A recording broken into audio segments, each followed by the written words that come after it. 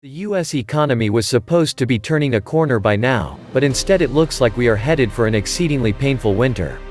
All over the country, big companies are laying off thousands of workers, and in some cases the numbers are even larger than that. As you will see in this video, Disney just announced that they will be laying off tens of thousands of workers, and the airline industry is warning that 100,000 workers could soon permanently lose their jobs if the federal government doesn't bail them out.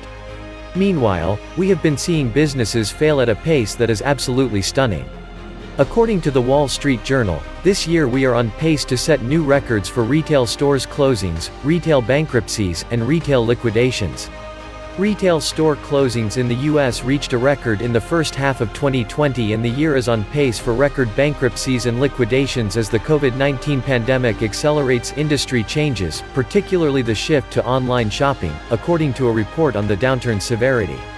Apparel retailers have been hit particularly hard during this pandemic, and it has been extremely sad to see some of the most iconic brands in the entire industry reach the end of the line. Among the notable companies that went belly up over the summer are Lord & Taylor and its subsidiary, Le Tote, Tailored Brands, which is the parent company of Men's Wearhouse and Yosh. A. Bank, and Ann Taylor's corporate parent Ascena Retail Group. But it isn't just the retail industry that is being utterly devastated. According to Zero Hedge, there has been a 40% eruption in bankruptcy filings in New York City so far in 2020, and one bankruptcy lawyer is warning that there will be an avalanche of bankruptcies as we approach the end of the year. While Wall Street panic buys stocks again, on hopes Washington can pass the next round of much-needed economic stimulus, the broader commercial real estate market continues to implode, and nowhere more so than the epicenter in New York City, where nearly 6,000 business closures has resulted in a 40% eruption in bankruptcy filings across business districts of all 5 boroughs this year, reported Bloomberg.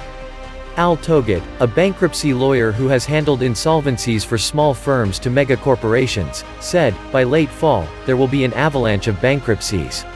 When the cold weather comes, that's when we'll start to see a surge in bankruptcies in New York City."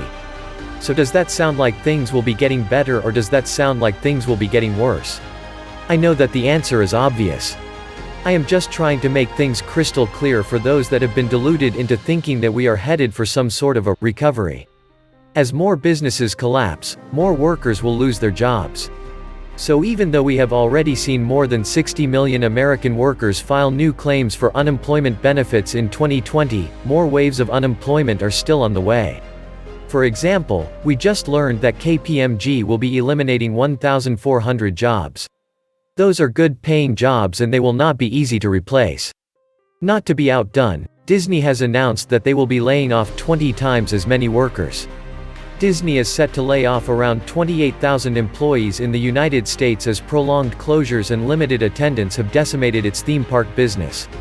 The announcement was made in a letter to employees Tuesday from Josh D'Amaro, Disney's head of parks, who detailed several difficult decisions the company has been forced to make amid the ongoing pandemic. Personally, I think that it is very cruel for Disney to do this. They have made countless billions of dollars off of all of us over the past several decades, and they are in absolutely no danger of going bankrupt. So can't they come up with a little bit of cash to pay those workers during these tough months? On the other hand, the airline industry is actually on the verge of a historic implosion, and we are being told that 100,000 workers could soon lose their jobs if they don't get a massive bailout from the federal government. The following comes from Wolf Richter. October 1st is the day U.S. airlines that accepted their portion of the $25 billion bailout under the CARES Act can start involuntary layoffs of their employees. They've been shedding large numbers of employees since March, but through voluntary buyouts, early retirements, and other programs that induced employees to temporarily or permanently leave. Now the airlines are engaged in a desperate lobbying effort to get legislation signed into law that would provide the next $25 billion bailout package. Threats have been flying, so to speak, to motivate Congress to get this done.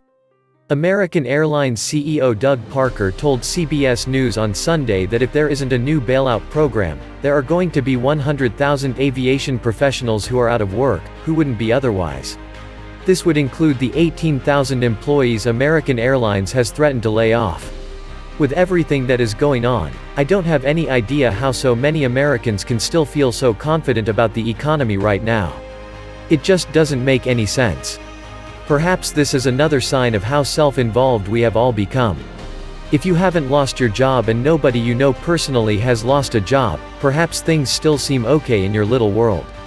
But for many Americans, this economic downturn has quickly become a horror show. In Philadelphia, a housekeeper named Kat Payne was furloughed from her hotel job back in March, and now trying to figure out how to survive has become part of her daily routine. Most mornings, Kat Payne calls a family meeting and talks with her children about how, or if, they are going to be able to pay their bills each month. It's a routine she began after she was furloughed from her job as a housekeeper at the Philadelphia Marriott downtown in March. Payne, along with her 27-year-old daughter Kapati and 28-year-old son Atraya, gather in their North Philadelphia living room, with the household bills in hand. She reviews the mortgage payments and her retirement and savings accounts with her children. At this point, Payne has not been able to pay her mortgage for 4 months in a row, and she just received a letter with some more devastating news. Payne, 51, a single parent, recently received a letter from Marriott, which she reads out loud to her children: "We're extending your layoff until December 31, 2020.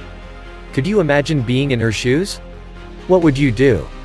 Unfortunately, there are tens of millions of other Americans just like her that are deeply hurting right now, and economic conditions are only going to get worse in 2021 and beyond.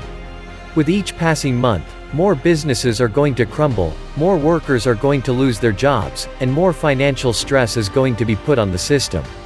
All of the dominoes are starting to fall, and every day there are more headlines that tell us that our society is coming apart at the seams.